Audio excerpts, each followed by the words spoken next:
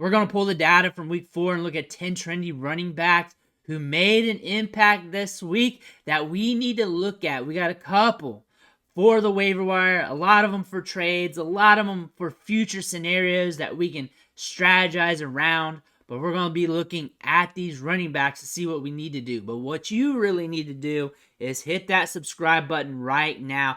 Tap it with the finger on your phone, click it with the mouse, whatever you need to do. We're doing a lot of deep dives on the players off the waiver wire. We do waiver wire videos. We're doing lineup setting videos and answering questions to help you win your league. But let's move on. Let's look at these 10 trendy running backs right here. First one is Derrick Henry. Had a low scoring performance in week 3.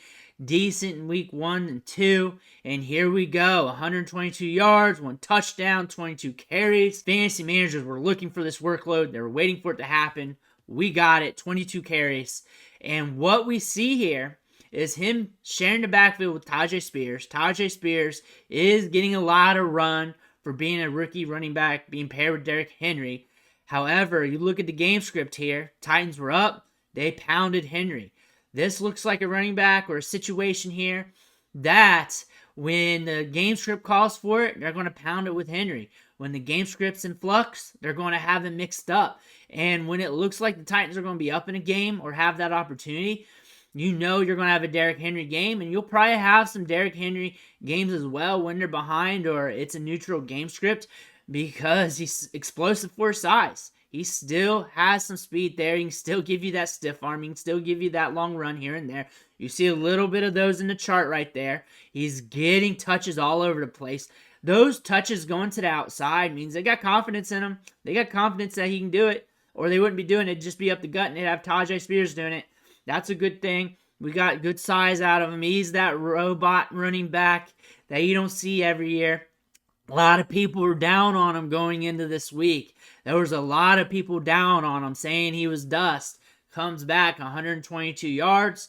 And you know what? We're only a couple weeks into the season. It's all right to be patient a little bit. It's all right to just see things through. He's still doing some things. He's not what he used to be, but he's still doing some things.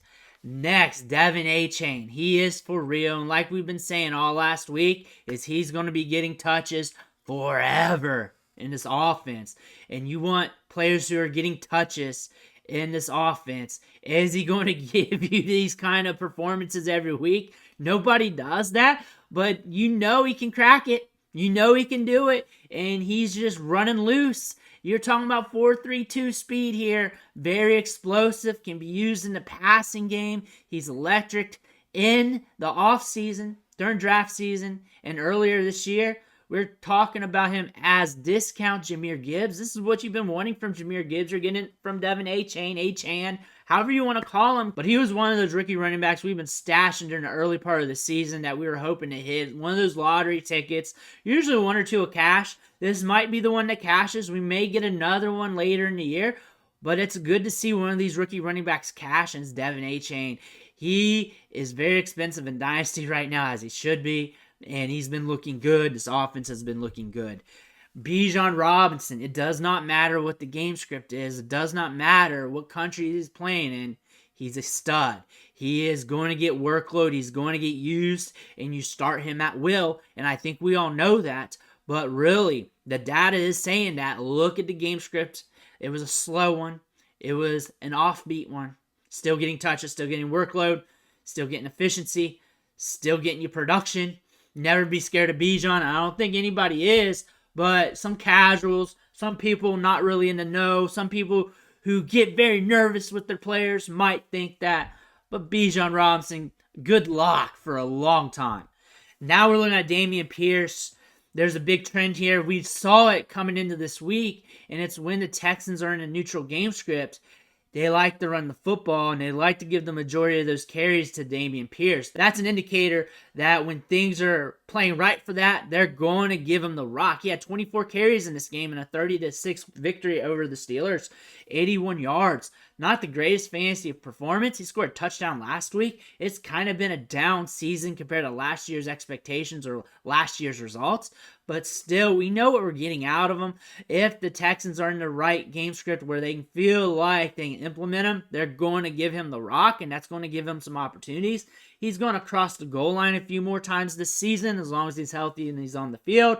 But again, another situational play here where if things go correctly, he's going to be getting a lot of workload. Now we're looking at Brian Robinson, and he's had a quiet year, but he's been giving you some fantasy production. Crosses the goal line in this game, had 2 targets, caught both of them, 14 carries. The Commanders lost 31-34 in this matchup, but he looks good. He's been doing all right. He's been getting you some production. I imagine he's kind of sitting there on the cheap if you're hurting at running back. Maybe a guy to go after that you do not have to blow your wad on because he is on the Commanders. You got Antonio Gibson there as kind of like a value shield on him. And Gibson only saw 1 target in this matchup as most of the targets were funneled to the wide receivers. But Brian Robinson, sneaky good. He was good at Alabama. Good size, adjusted athleticism there. Moved very well for his size. And we're seeing things come to fruition here. And he's not gangbusters, but he's getting something done. Now we're going to David Montgomery. We all know this. Look at the chart. All up the gut. All up the gut. Kudos to the offensive line here. 121 yards, 3 touchdowns. He's getting the goal line looks.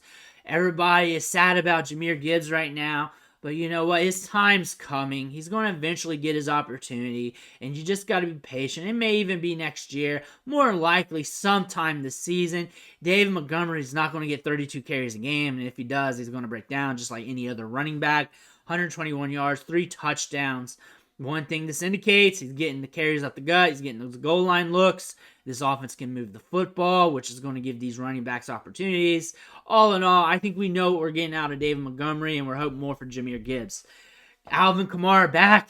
He did Alvin Kamara things, and he was really used in the passing game as he saw 14 targets, catching 13 of those for 33 yards. The thing about Kamara is he was so cheap in drafts due to that suspension. Even when we got the results of the suspension, he was still very cheap in drafts. Think about how you feel about Kamara right now as we roll into week 5.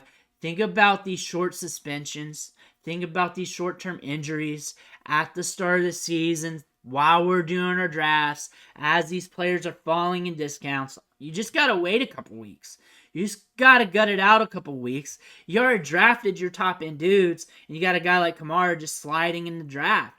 That's a great trend to think about going into your 2024 draft, 2025 draft. Kamara's going to get workload. He's going to be funneled. We talked about Kendre Miller a lot, but that's the what-if scenario. Alvin Kamara is getting workload here, and he's getting opportunities in the passing game as he should. He should be productive for the whole year as long as he's healthy and is on the field. So that's something to look forward to. But really, what I really want to talk about here, as we get into future drafts next year after, when you get a big money player like this, and they're in a situation, they fall a little bit in value, scoop it up. Scoop it up. It's only a few weeks. Bite the bullet. It's a few weeks, and now look what you got. You can add them in. Nothing big here. DeAndre Swift. DeAndre Swift is trolling Jahmyr Gibbs right now. 56 yards and a touchdown, getting opportunity. And the reason why is because he went from the Lions, went to the Eagles, had that weird workload with the Lions, plus an injury history. And now we're in Philly and we're doing some things. Not heavy workload, but he's getting more touches than Kenneth Gainwell. As you know, everyone was freaking out on week 1. Kenneth Gainwell getting more touches than Swift. But Swift is starting to prove his gusto, starting to show off the goods here a little bit, getting some opportunity, not just on the outside, not just in the passing game, but also up the gut as well. He's a good running back. He was a tremendous prospect coming out of college, looking good here in an offense that is going to use him. He's going to get opportunity, and he's going to be a good running back to have throughout the season. But now we're looking at a waiver wire get, but should be rostered on a lot of teams and a lot of leagues here, and that's Pierre Strong. And that's because he's explosive. He's got 4.3 speed, good size, draft capital behind him. He was drafted in the 4th round. The Patriots traded him away to the Browns, so he's transitioning with his team, learning the offense, getting some opportunity. Kareem Hunt's there, making things a little bit dirty there in the backfield, but still, he's getting touches. He's getting opportunity. He's explosive. He's going to have his moments in this offense, and he's going to get opportunities to prove himself, and there's a chance that he goes gangbusters. He's a stash play. He's a stash play. This Browns team wants to use the running back position. They built their offense around using the running back position. They traded for him for a reason. He's got a good metric profile behind him. He's flashing. He flashed with 2 teams already. He flashed here with the Browns. He flashed with the Patriots. He's doing some things. Not tremendous. Not the greatest thing. But again, you're not a waiver wire stash if you're already balling out. You're going to have to flash a little bit, have something in your profile, be a little risky, but you're a cheap lottery ticket. And the thing is, Pierre Strong, he's got upside. You want to chase upside. He's showing upside, and he's an upside guy. Now we're looking at the Ravens offense, and it's Gus Edwards here. 15 carries, 48 yards, getting a lot of touches. And same old Ravens here. The running backs are a mess. Gus Edwards getting the touches, but not really a lot of yards. Lamar Jackson getting the touchdowns. This is going to be an interesting backfield as we're going to watch them like a science project from week to week, because we want to see if we can use any of these guys, and it's hard to peg anybody in this offense. That's why Keaton Mitchell is a lottery ticket, but again, we're watching this backfield, see what happens, but right now it's getting dicey. Those are 10 trendy running backs from week 4 that we looked at today using the next gen stats charts from NFL.com, looking at the workload, looking at the opportunity. Some of these guys you can get off waivers. Some of these guys you're going to have to trade for to see what you want to do with them. Some of these players we got to make some decisions with down the line. But those are the trends that help us make our decisions going into week 5 and beyond. Let me know what you think in the comments below. Make sure you hit that subscribe button, and I'll catch you on the next video.